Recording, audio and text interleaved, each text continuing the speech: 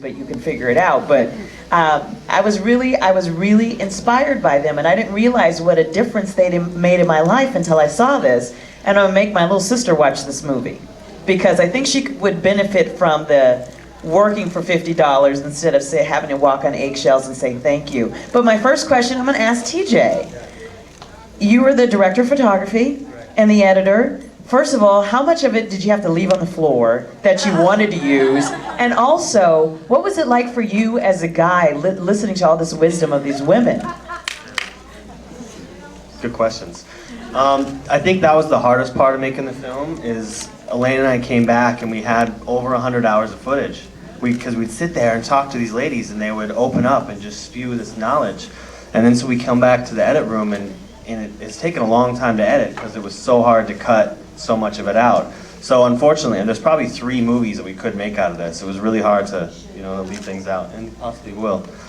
And as a male and in my age group, it gave me a lot of wisdom. It allowed me to look at a time in my life that I never thought of. I never really contemplated past, 35. And now all of a sudden I see it, and it's not this big, I think I used to see age as when you were in high school and you didn't do your report and it was Sunday, and I had this awful feeling, and I don't have that anymore. It's I look forward to it and I stand up straight, it's it doesn't have to slow down and end. So it's given me a lot of wonderful insight.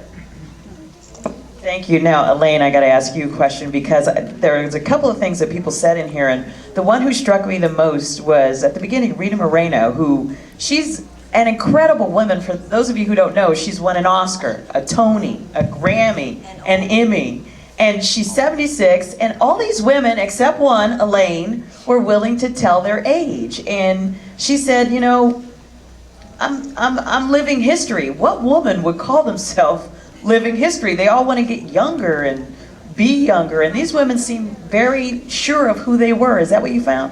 Well, absolutely. I just think that this business of the rush to make you feel bad because you're not young is just outrageous.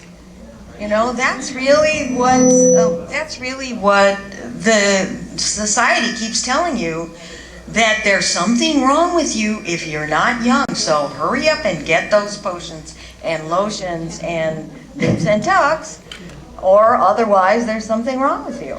All right, my next question is going to be for Virginia. I'll just move down the line. I asked my mom about sex once, but not on film. You're the bravest woman in Hollywood because you're just putting it out there, saying your mom gets more action than you. Uncomfortable moment? Well, that was actually more embarrassing than asking her. Actually, we've always talked about sex since I was really, really little, because I wanted to know, and she told me. Mm-hmm.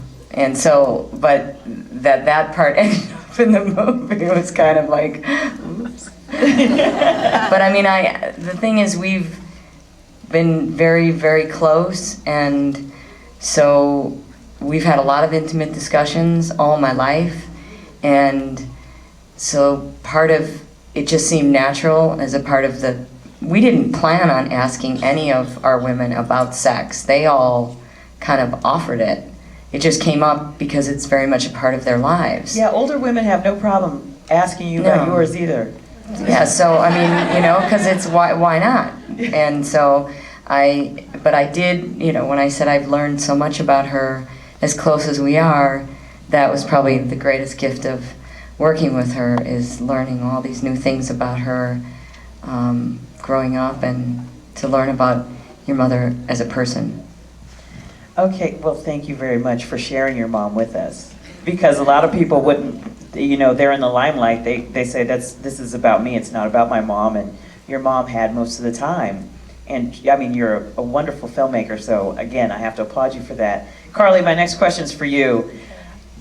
When we saw the classic Cadillac, as a producer, did you have concerns about an older woman driving a Cadillac talking while she's driving through New York? Well, I was just waiting for something to happen. I wasn't in the car, fortunately. Did you know about it? Because apparently she was going, about 80 miles an hour? And when she was driving I saw her age. TJ and Elaine get out of the car after their ride. They looked exhausted, and their faces were kind of white. And I was like, "Was everything okay?" Like, she drove so fast. We had to tell her to slow down. You can kind of see in like that one shot. It's like from the outside, it looks like she's going about 90. So, yeah, I was slightly concerned, but you know, She's gonna do anything. My next question again is for you, Carly, before Okay. I open it up to the floor. You got to ask Gloria Steinem a question, and I'm sad to admit, my little sister, who's 28, she probably wouldn't know who Gloria Steinem is. yeah. And so, We knew that would be a problem. So Yeah. I'm so glad. I mean, are you going to do something where every junior high school girl and boy should be required to watch this film? Is there a way you can work on that? What do you think? There is something that I'm really proud of, that the name of Virginia's production company is Title IX.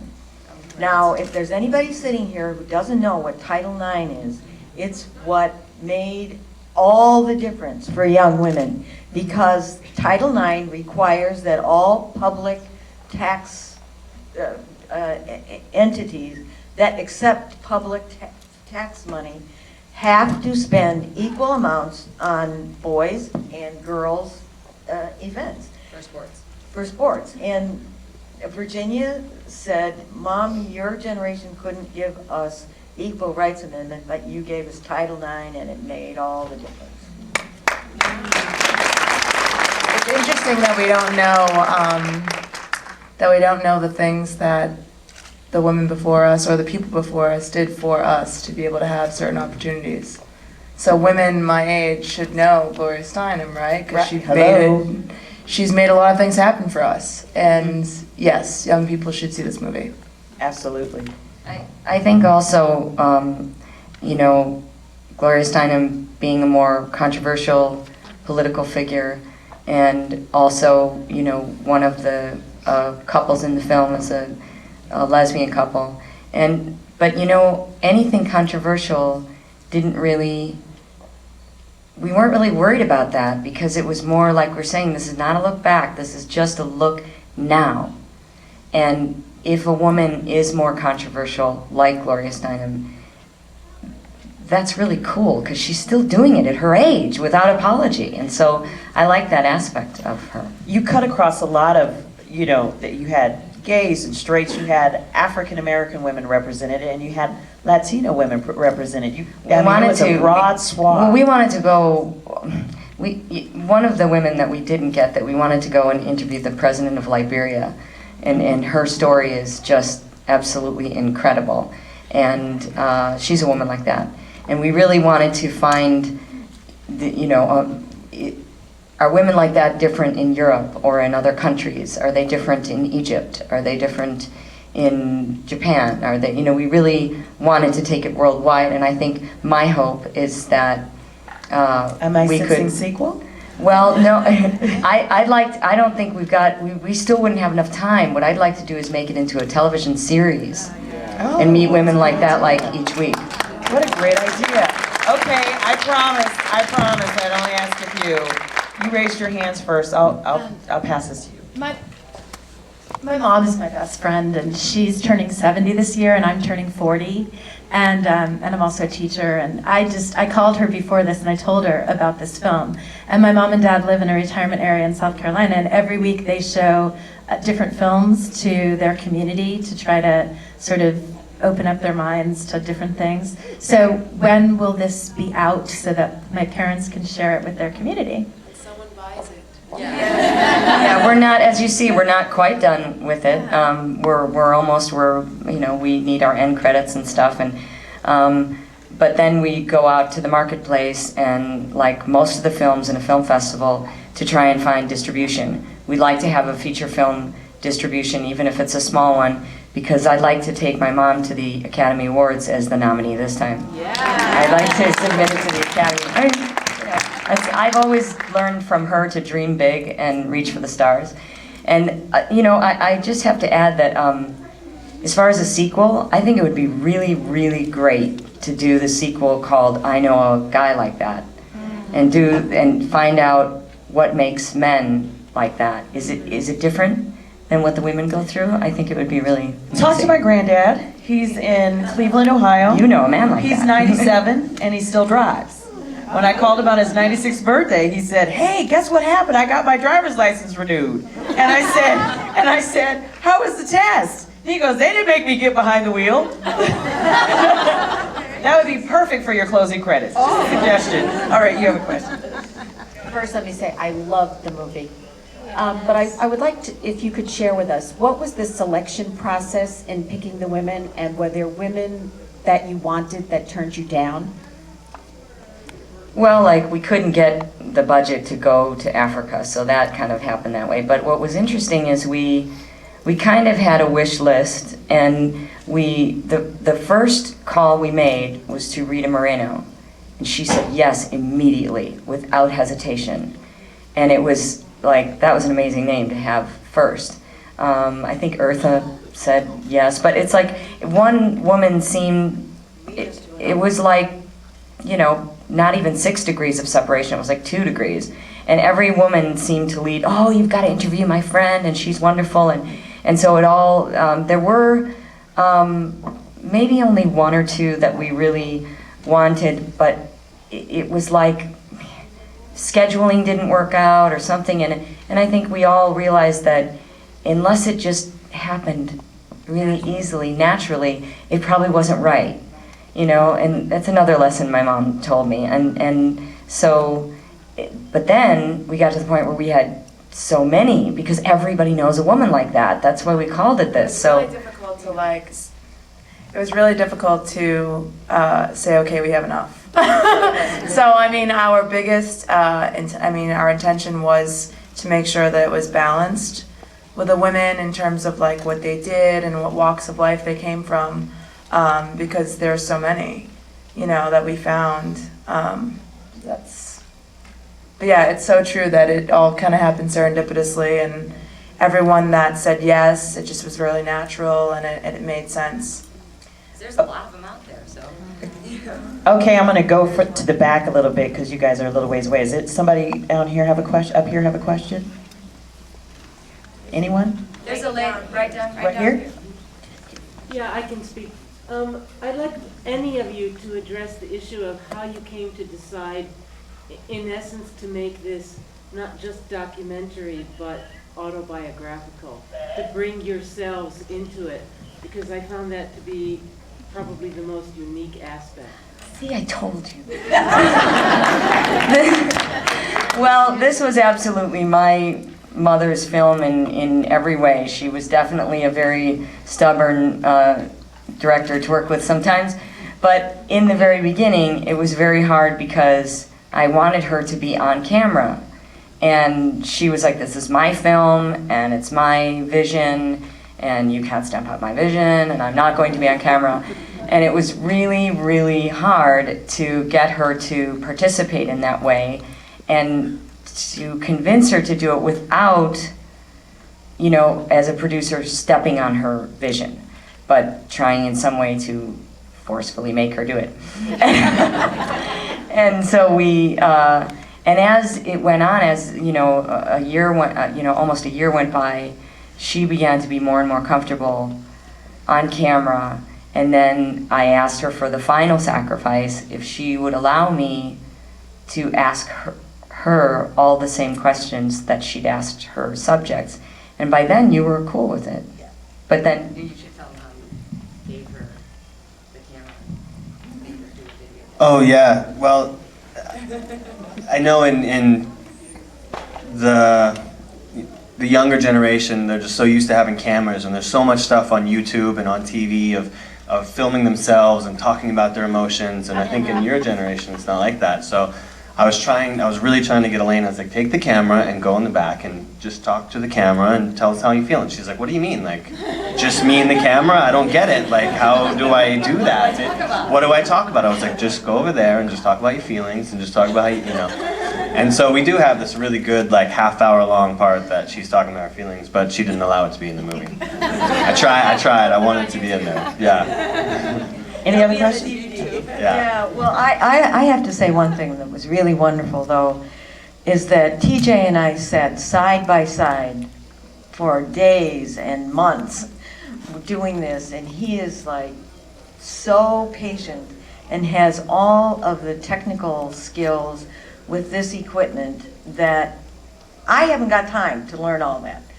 But he just, it was like he was another pair of eyes, and he just made everything that I wanted happen, and there were things that I wouldn't have thought of, that he could put two disparate pieces of film together and, oh, that said what I wanted to say. So it's been a collaborative effort of all of us.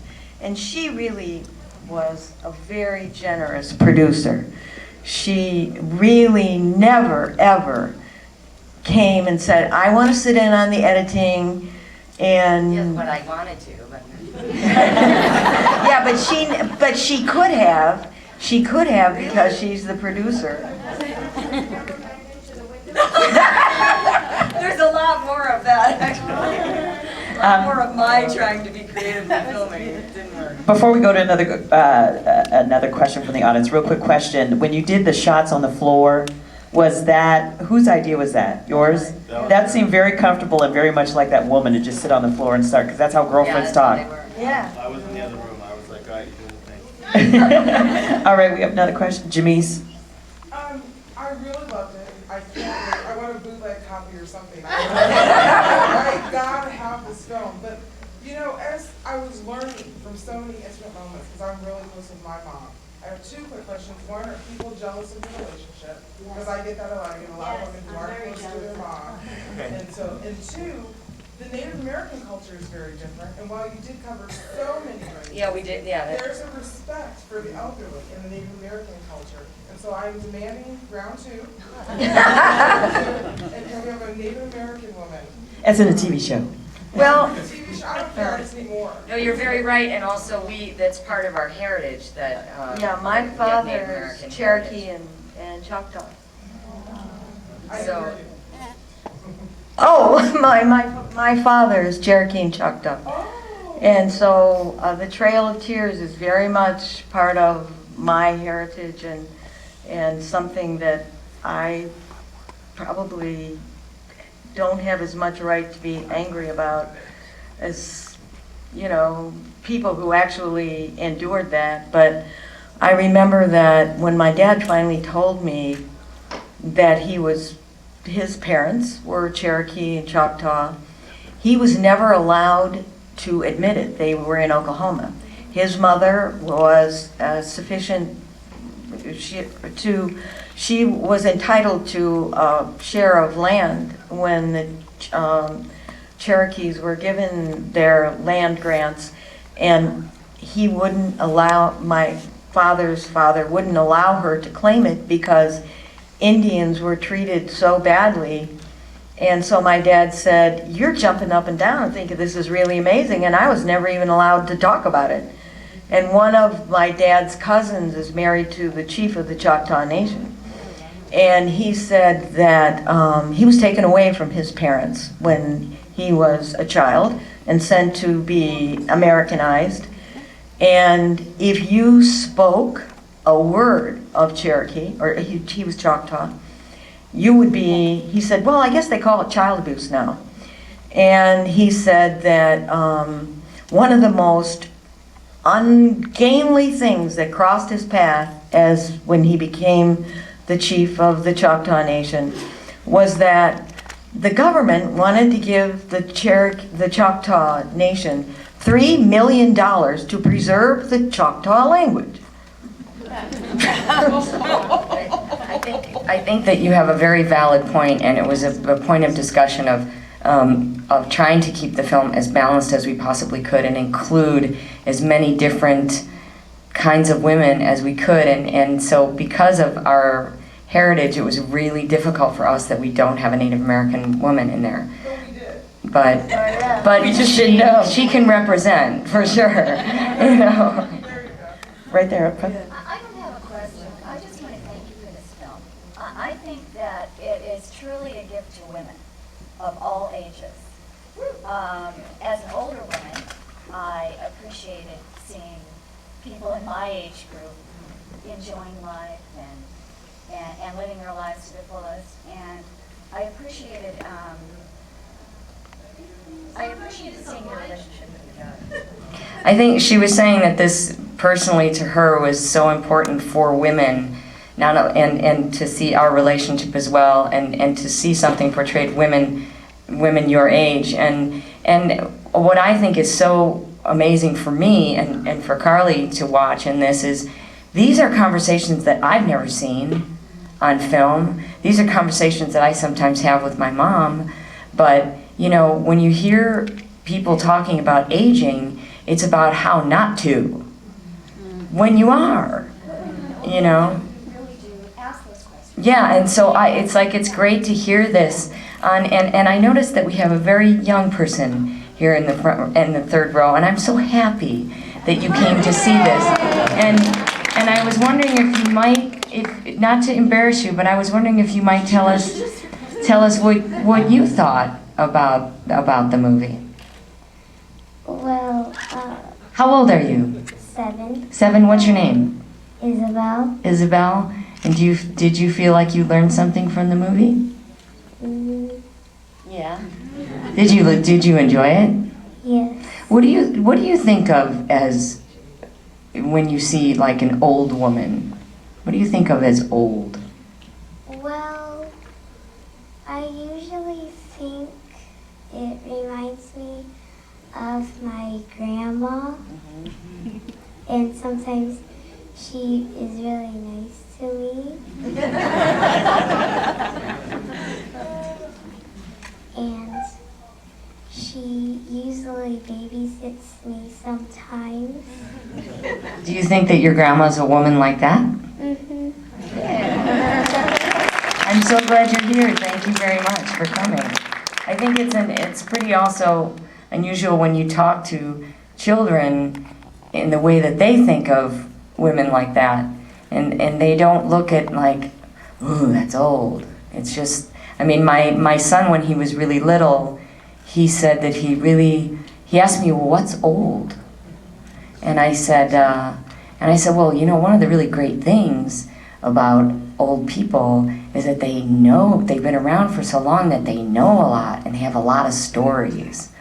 So after that, it was just like every old person he could find, he was like, tell me. You know? So I think he looks differently at age because of my mom. Okay, we have a question right here, then I'll come. This is to Elaine. I'm curious what your history with filmmaking was. It was some allusion, you referred to her past, and I was wondering what that was. I won an Emmy for a documentary I did in the 80s. It was about filmmaking in Chicago, and it was actually, I cast my daughter in that. I needed a part about a young girl auditioning for a part, and so I believe in nepotism. Better than it has to be. And so it was really wonderful. I haven't found anything. I turned more to writing, poetry, and other kinds of books, and I haven't had anything that really took my passion. And there was a film that took my passion, but I had to find out that passion isn't enough to make a movie. It takes money. And so everything, she went out and found the money for this, and we can't talk about it. I think partly because we haven't sold the film yet, and so you have to be a little more discreet about, you know, when you go into the selling process about what your budget was, and $6 million, and because you want to make your profit, but we're very, you know, suffice to say we're almost done, and we're very, very proud of how frugal we were. Yes. Okay, we have a question over here. Well, I just wanted to say how really, you mentioned it before, but how empowering this can be for younger kids. I mean, I never saw that of old people. My son said I was old. I mean, he thinks everybody my age is old. Well, now you can say thank you. Yeah. But you know, I just think that just kids knowing that that's not the path they have to take, the one that their parent maybe is taking with the Botox and all the anti-aging and everything, and that they maybe actually can have a really fulfilling, wonderful life as long as they want to. Yeah, exactly. Yeah, that it's something that comes from the inside. I think it's the one through line I think we found with all of our women is this curiosity, passion for life, this life energy, this youthfulness that they had from within, that it doesn't really, that was what was the most inspiring, that I think is the most powerful message in the film. Are people jealous of your relationship? I don't. Well, you know, I think that my three best friends that I grew up with, that are still my three best friends, they all three, their mothers died. And so I think that my mom is like a surrogate mom to them, and they, through their grief, they have taught me to never take a day for granted with my mom, and part of what this film was for my girlfriends. And so I feel I honor them and because their mothers were women like that. So I honor them, and so I find at least in my circle that they enjoy us rather than being jealous. Hello. If someone's jealous, that's such a waste of time, so don't pay attention. Hello, we have a question from up here. Fantastic film. Was very inspired by it. One of the things that came to mind is I would love to see in different cities chapters coming together, like 20-something, 30-something, all the way to 90 and above, just to have I Know a Woman Like That seminars and to promote the... Well, you're right. We really want to start, our goal also is we wanted to begin a movement. Right. We have a website that's iknowawomanlikethat.com, which just shows our trailer right now. But we really want to have, my mom's writing a book, and she's still, now she's writing another book. But we want to start this movement and this conversation about women like that and men like that, and let it be a sweeping movement across the nation. That was my other question. I wanted to make sure that your website is now up and running. Yes. And then can we get t-shirts? The logo and the t-shirts? Yes, there will be there will be t-shirts without the logo. We'll put it on the back, yes.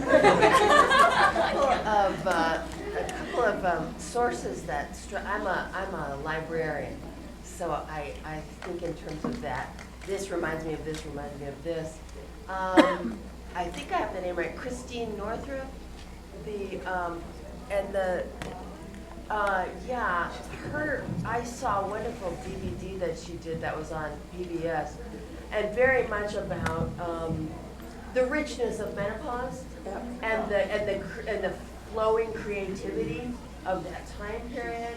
And then the other source that makes me think, Richard Rohr, the theologian, talks about second half living, second half thinking in terms of spiritual development. But that there's a synthesis. Yeah, we're going to have a coffee table book that have pictures of all the women and some of the things they said, and then because we have so much material there'll be a book about I Know a Woman Like That. One last thing, because I work in a school where we have maybe 68% or higher free and reduced lunch, and I'm just wondering, did you talk to I Know a Woman Like That who came from and still is in extreme poverty? Well, because I wonder about the economics of actualization. Well, the truth is that our women are all able to afford the lives that they have. But I think no, they're not. Certainly not. Suggesting wealthy. But one of the characteristics of my generation is that lots of us are raising our grandchildren. not me, but this is one of the, there was one woman, there's a whole group of women, the grandmothers raising their children, and that was like another whole story. And it seemed like... That was one of the women that we couldn't get schedule-wise, and she was, you know, oh, maybe she'll be there for our series. Yes, but there are many aspects of life that we would like to interview. Yes? Okay. I wanted to thank you for being one of the last and possibly greatest interviews with us. Thank you. Yeah. Okay, we have time for one more question, and it's going to go to this lady right here. Your subjects appeared to be vital and curious and optimistic, and my question, only one of them directly addressed any kind of physical challenge, unexpected or anticipated part of aging. Was this an unusually healthy population? It's kind of a chicken-egg question, or did there... Well, it's easier to find the women who are doing things and active things, but Nancy Friedman was really a wonderful example of a woman who has a severe disability, and after we did this interview with her, she had open heart surgery. Wow. And So she was representing that aspect of women like that. Well, everybody, let's give it up one more time for I Know a Woman Like That. We know a woman like that. Elaine, Virginia, Carly, TJ. You're an honorary woman tonight, TJ. And right now, I would like to introduce Chris. Please, everybody, the program's not over. Please remain seated before you start asking for autographs. We have a little presentation to do. And I'd like to introduce the extraordinary, the improbable, the fantastic, the enigmatic Chris Lamar. Thank you, Gail Bass. Thank you so much also for coming out for this screening. We are really delighted that you made this film and gave us a chance to show it here in Phoenix. And I just wanted to let you know, here in Phoenix we really celebrate creativity and passion, and we always like to tribute and honor those artists that come to our small city. And we feel like we're making a true difference in our world and our lives. And I was wondering, Virginia, if you could just come over here real quick for just one quick second. On behalf of the Phoenix Film Foundation and the Phoenix Film Festival and the City of Phoenix, we'd like to present you this. So it's our Copper Wing Tribute Award. We do one a year for an artist that comes into our festival. And especially for making your mom make this movie, I think you deserve an award.